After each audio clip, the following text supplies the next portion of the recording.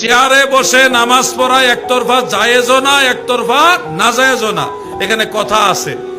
দয়াল নবী রাসূল আকরাম সাল্লাল্লাহু আলাইহি ওয়াসাল্লাম চেয়ারে বসে নামাজের ব্যাপারে স্পষ্ট হা বা না কিছুই বলে যাননি। তিনটি পদ্ধতিতে নামাজ পড়ার শিক্ষা আল্লাহর নবী দিয়ে গেছেন। এক নম্বর হলো দয়াল নবীজি বলেছেন তোমরা দাঁড়িয়ে নামাজ পড়বে। যদি দাঁড়িয়ে নামাজ পড়তে অক্ষম হও তাহলে তোমরা নিচে মাটিতে বসে নামাজ পড়বে। নামাজের কায়দায় ফুকাহায়ে কেরাম বিভিন্ন হাদিসের আলোকে বলেছে নামাজের কায়দায় যদি বসতে না পারেন চারজন হয়ে বসবেন। যদি তাও অক্ষম হন, হাঁটুতে সমস্যা হয়, তাহলে পা দুইটা কেবলার দিকে লম্বা করে কেবলামুখী হয়ে নামাজ পড়বেন বসে, মাটিতে বসে। এই হলো দ্বিতীয় পদ্ধতি, দয়াল নবীজি রাসূল পাক সাল্লাল্লাহু আলাইহি ওয়াসাল্লাম বলেছেন। তৃতীয় পদ্ধতিটা হলো যদি বসে বসে নামাজ পড়তেও সক্ষম না হন তাহলে শুয়ে নামাজ পড়বেন, বিছানার মধ্যে শুয়ে অবস্থায় ইশারায় ইশারায় নামাজ পড়বেন। এই তিনটা পদ্ধতি আমার দয়াল নবীজি শিক্ষা দিয়েছেন। ও আমার ভাই বন্ধুরা, এবার চেয়ারে বসে নামাজের বিষয়টা কোন দৃষ্টিতে নিব? চেয়ারে বসে নামাজের কিছু কিছু ক্ষেত্র আছে জায়েজ, আবার সব ক্ষেত্রে জায়েজ না। যেমন আপনি হজে যাচ্ছেন, উমরায় যাচ্ছেন, বিদেশ যাচ্ছেন বা কোথাও যাচ্ছেন, এর মাঝেই প্রতিমধ্যে নামাজের ওয়াক্ত হয়ে গেছে, প্লেনের ভিতরে আছেন, ওই প্লেনে নামাজের আলাদা কোনো সুব্যবস্থা নাই। এক্ষেত্রে আপনি কি করবেন?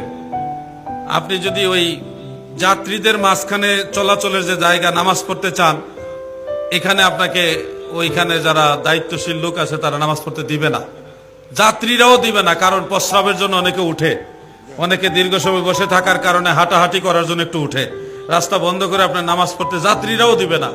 সেক্ষেত্রে ওই সময়ের জন্য ওই হালতে আপনি ওই প্লেনের সিটে অথবা বাসে, যেই বাস নামাজের বিরতির জন্য দাঁড়াচ্ছে না, আবার নামাজও কাজা হয়ে যাচ্ছে, অথবা এরকম যানবাহনের মধ্যে আছেন যেখানে ওই অবস্থায় ওই গাড়িতে নামাজ পড়া ছাড়া বিকল্প আপনার কোন রাস্তা নেই, ওই ক্ষেত্রে আপনি ওই সিটের মধ্যে, ওই চেয়ারের মধ্যে বসে নামাজ পড়তে পারবেন। উজরের মাসআলা,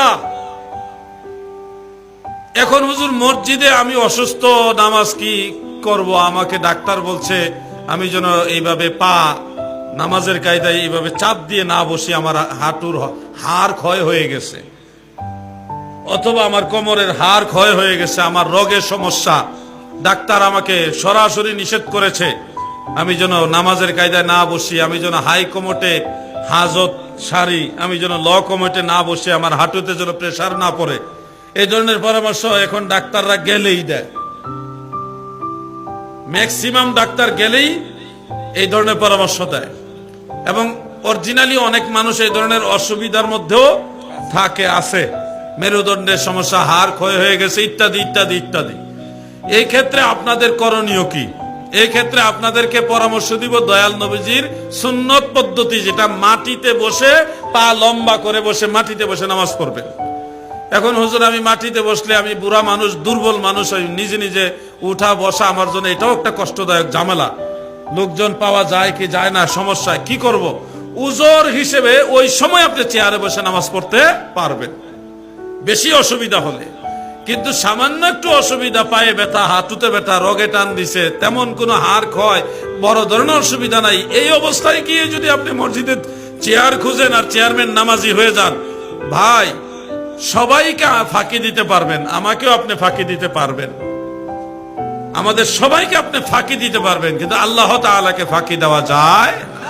এত কষ্টের নামাজ আপনার যদি আল্লাহর দরবারে কবুল না হয়, তাহলে কষ্ট কার জন্য করলেন, কিসের জন্য করলেন? নামাজ যেহেতু পড়বেনই, মাটিতে বসেই পড়েন এবং সেজদা দেওয়ার চেষ্টা করেন, দেখবেন আল্লাহ তাআলা আপনার রোগ বেমার মাফ করে দিবে। আমিন বলেন।